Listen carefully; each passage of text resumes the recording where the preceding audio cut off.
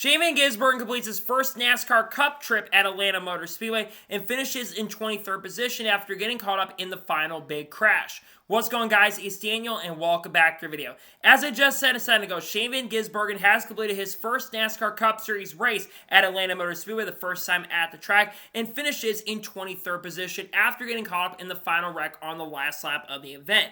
Now, Shane Van Gisbergen would qualify in 30th position near the back of the field as the Trackhouse cars really did not qualify well. Dale Swartz started around 29th or 30th position. Ross Chastain would also start pretty far back in the race as well. And then, of course, some of the affiliates struggled in the early portion of the event as well. Now, early in the race for Shane Van Gisbergen, he would hang back near the back of the field. He tried to make moves early in the race to get moves on the inside going and would try to make some passes, but the inside line was really not working too well. He actually hung back near the end of stage number one just in case things started getting crazy, which they ended up doing. Shane moved up a couple positions, I believe, to around 25th or 26th, and would sometimes try to sniff that top 20 area. But for the most part in the early portion of the race, SVG will be running around 29th or around that 23rd to 25th range most of the early portion of the event.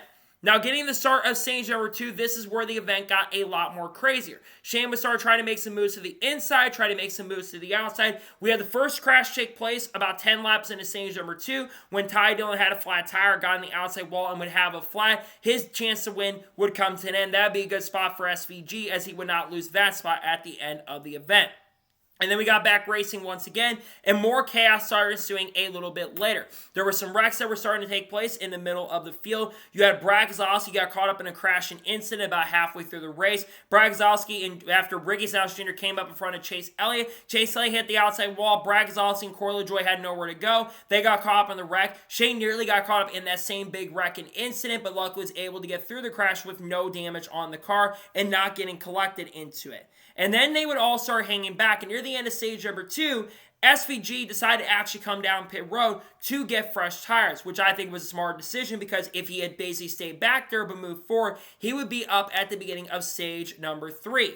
And then we have more carnage started taking place. As we got to stage number three, Shane would actually stay out while a lot of the main guys up front like Joey Logano, Austin Cindric, and those guys like Kyle Busch as well would all basically come down pit road, including Josh Berry and including Ryan Blaney, some of the strongest guys in the field, and Kyle Larson too, who actually won stage number two. All those guys would come down pit road. This would put Ross Chastain up as a race leader at the start of stage number three, and Chase Briscoe up there as well. But Shane Van Gisbergen would actually be up in the front and be restarting in third position. And for the early portion of stage number three, Shane looked really good out there. Remember, the last time he ran the Xfinity spring race there, he finished in third position, which was really, really impressive. But SVG would be in third position, and for a lot of the start of stage number three, Shane actually would maintain his position up front. For about the next 10 to 15 laps, he would trade up front and actually would lead a couple laps in this race. We'd get around for 2 or 3 laps, but eventually the top would feel really, really well, and Shane would fall back a little bit and would start dropping back a little bit.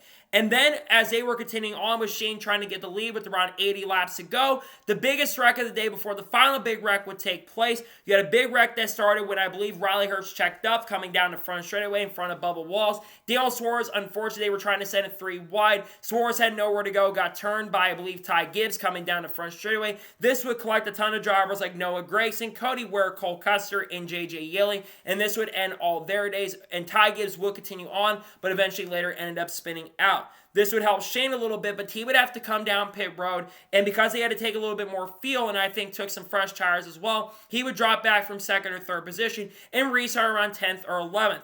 Now, we tried to make some moves on the inside and the outside, but the inside wasn't working as much, and Shane started dropping back quite a bit and would fall almost outside of the top 10 and would actually fall outside the top 20 by the time we got to the next caution. Now, with around 30 laps to go, another caution would end up coming out for an incident, I believe, in the back of the field between Alex Bowman and Chase Briscoe. SVG was pretty much in that same position, almost got caught up, and Chris Buescher, almost got caught up in that same wreck and incident, but was able to continue going and didn't get any damage from the wreck. And then Shane would be restarting in the middle of the pack while you had guys up front like Kyle Larson, Ryan Blaney, Kyle Busch, guys like Stenhouse were up front competing for the win. Shane would actually come down pit road with around 20 laps to go after that yellow came out. And it was actually working really well in his favor as on the restart, Shane would start charging his way up to the front and got himself inside of the top 15 with around 10 laps to go. But then the outside line really started forming up, and you had the Penske cars of Austin Cindric and, of course, Josh Berry, who were really strong early in the race. Those guys were up front with really good track position. But with a few laps to go, Kyle Larson, Ross Chastain, they really started making their moves. And with 4 laps to go in this race, Kyle Larson got a really good run to the inside and got by Austin Cindric with his teammate William Byron pushing right behind him. They would get up to the lead. Larson tried to put a really big block. It wouldn't really work, and Austin Cindric would get in the outside wall, bringing out the caution. Cindric ended up spinning out, collecting William Byron, and Shane was able to get through the big crashing incident. Thank God for that for him. And then we got back racing on the final overtime restart. Shane be restarting around 14th or 15th position. And we see a really good finish happening between Kyle Larson and Christopher Bell, with Carson Ospar being up there. And then they started racing really well. Coming to the white flag, Shane would be around 13th or 14th position. Going into turn number 1, Shane was trying to make moves to the inside, to the outside, but wasn't really getting anywhere. And going down the back straightaway, the big one was strike going down the back straightaway after everybody checked up. Josh Berry got on the outside wall. Shane would end up getting clipped in the big wreck that involved multiple drivers like Tyler Reddick. Chase Elliott got collected. I believe BJ McLeod and Chase Briscoe got collected. Shane got a little bit of damage, but was able to not get much damage and would continue on and cross the finish line. NASCAR, of course, would throw the caution, with Christopher Bell being the winner of the race at the end of the day. And because of some of the changes of timing and scoring, Shane Van Gisbergen would come off the corner and finish in 23rd position.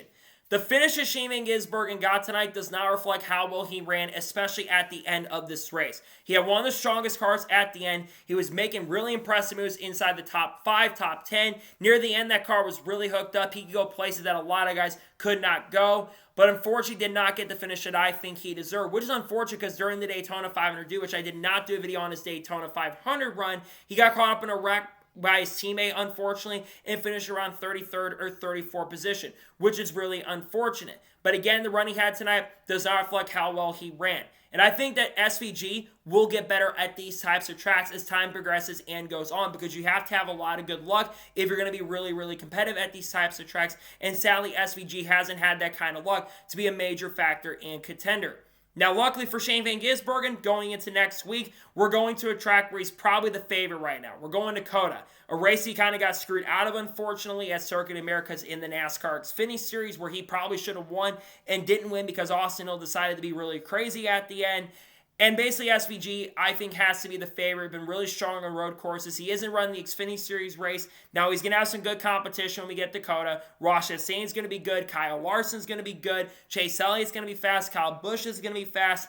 And you got Connor Zilisch, who's going to be strong. The Trackhouse cars, though, are going to be quick. The Trackhouse cars have always been really good at Circuit of the Americas, so I look for SVG to be the favorite, but I think some other guys will be quick as well. Alex Bowman is a sleeper pick as well, and I throw Bubba Wallace in there because while he didn't get a great finish last time we were there, he's definitely showed some really good pace and speed. So while the finish wasn't as good as I think he was hoping for, I think he should be proud of what he did in this race. He looked really good out there. Unfortunately, it's not enough to get up front and get a good finish, but he does at least get a top 25, so that's saying a little bit. Of course, pending post-race inspection. We'll see what happens there, but at least SVG does come out with himself finishing inside the top 25. A solid night for Shane, even though it wasn't a great finish, but a really solid night despite the finish not being as good as I think he was hoping for, in my honest opinion. So, that is going to be for the first SVG video, points paying SVG video of 2025. I want to thank you guys for watching. Please subscribe to the channel, notifications on, so if I win a video, it does go live on my channel. Follow me on Twitter, Facebook, and Instagram, and support me on Patreon as well. Let's go below that and comment your thoughts below on today's episode. How do you think Shane Van Gisbergen performed today at Atlanta Motor Speedway? Let me know your thoughts in the comments below. The next time we're probably going to see a Shane Van Gisbergen video is probably a Circuit Americas, whether he does win the race or not. And then there might not be one for a little bit, depending on performances. There will be some other content dropping this week. I've got a NASCAR news video dropping tomorrow. We've got content coming out on people like Haley Deegan, Connor Zilisch, Shane Van Gisbergen, Carl Edwards, Kurt Busch, Kyle Busch, Kyle Larson, Bubba Walsh, Chase Elliott, Connor Zilisch, Eric Almirola, Sam Mayer, Sheldon Creed, Chandler Smith, Cletus McFarland, Matt Benedetto, Frankie Muniz, and all those good names and all those good drivers we will be talking about on the channel relatively soon. So anyways, like I said, I want to thank you guys for watching today's episode, and I'll see you guys next time for more great, awesome NASCAR content and other motorsports content on the channel like this. Take care, everybody.